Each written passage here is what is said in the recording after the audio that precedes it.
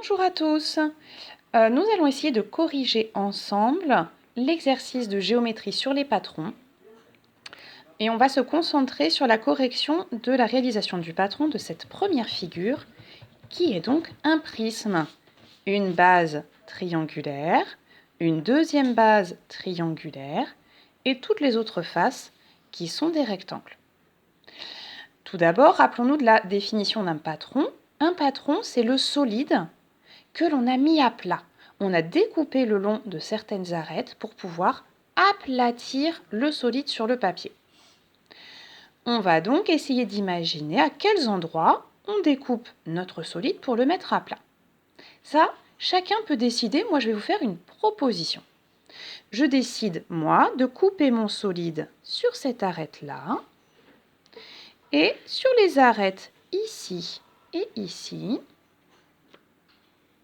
Et même chose de l'autre côté. Je vais découper dans mon esprit mon solide le long de ces arêtes-là.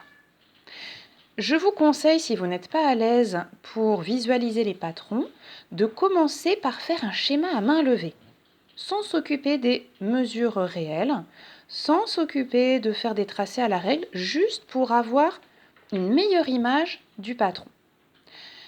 Moi, je vais commencer mon schéma avec cette face ici, qui est le plus en avant. Il s'agit d'un triangle. On peut même préciser que ça semble être un triangle rectangle. L'autre base sera donc également un triangle rectangle.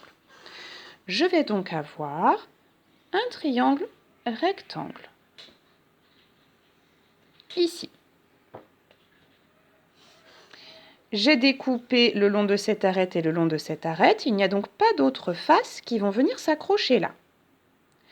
En revanche, je n'ai pas découpé ici. Donc, à côté de ma face triangulaire, je vais avoir cette face rectangulaire. Ici, j'ai donc une face rectangulaire. Je n'ai pas découpé le long de cette arête, donc je continue. À côté de la face rectangulaire, je vais avoir ma deuxième face triangulaire qui s'accroche ici. Donc ici, ma deuxième face triangulaire. J'ai découpé dans ma tête le long de cette arête et de celle-ci. Donc, il n'y a pas d'autre face de chaque côté. J'ai découpé le long de l'arête ici. Il n'y a donc pas d'autre face de ce côté-ci. Ce qui veut dire que mes autres faces rectangulaires vont se poursuivre après cette arête-là.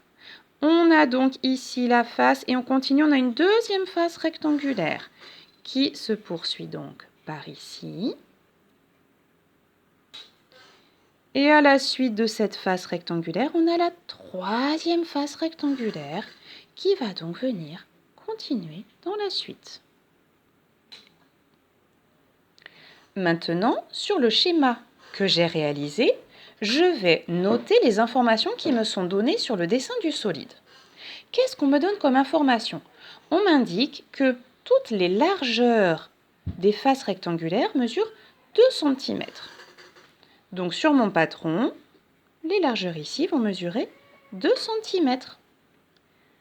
2 cm ici aussi, 2 cm là et 2 cm ici. On me donne encore deux autres informations. On me donne les longueurs des deux côtés de l'angle droit des triangles. 7 cm, j'ai donc ici 7 cm, et 6 cm. 6 cm. Je sais, puisque c'est un prisme, que cette face et cette face sont superposables. Ça veut dire qu'on peut les mettre l'une sur l'autre et qu'elles sont exactement pareilles. Donc, cette longueur-là vaut 6 cm. Quand je l'aplatis, j'ai 6 cm, mon côté de rectangle est re 6 cm. J'ai donc 6 cm, mon petit côté de rectangle est re 6 cm. Ce côté de triangle mesure 6 cm. De la même manière de l'autre côté, 7 cm, petit côté de rectangle, 7 cm. 7 cm, petit côté de rectangle, 7 cm. Bien. Qu'est-ce qu'il nous manque pour pouvoir faire correctement le patron de ce solide? Il nous manque les longueurs de ces deux faces rectangulaires. Pour cela, de nouveau, dans ma tête, je vais essayer de plier mon patron.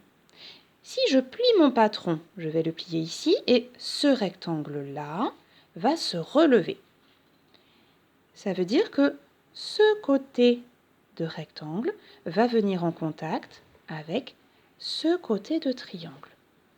Donc ce segment et celui-là ont la même longueur, 6 cm. Et donc 6 cm. Si je continue, je relève cette face rectangulaire, ce côté va venir au contact avec celui-ci, et il me reste donc ce côté de triangle qui va venir en contact avec celui-là. Donc ce côté mesure 7 cm. J'ai maintenant toutes les mesures nécessaires pour pouvoir réaliser mon patron, cette fois-ci en respectant les longueurs et en utilisant évidemment la règle et l'équerre. Il s'agit de revoir les tracés des triangles, rectangles et des rectangles que nous avions déjà travaillés en début d'année. Pour ceux qui n'ont pas réussi du tout à tracer les patrons de ces deux solides, je vous demande tout simplement de vous concentrer sur le patron de ce prisme et d'essayer de faire un patron en vous aidant des indications que je vous ai données. Vous pouvez faire un patron qui sera le même que le mien ou en trouver d'autres. Il existe énormément de propositions de patrons différentes. Libre à vous d'essayer ce que vous souhaitez. Le deuxième prisme est un petit peu plus compliqué, mais la démarche reste toujours la même. Attention simplement à ce que ce segment ici, cette arête, soit bien parallèle. Ici, il s'agit d'un trapèze, donc le grand côté et le petit côté doivent être parallèles dans votre tracé. Faites attention à cela.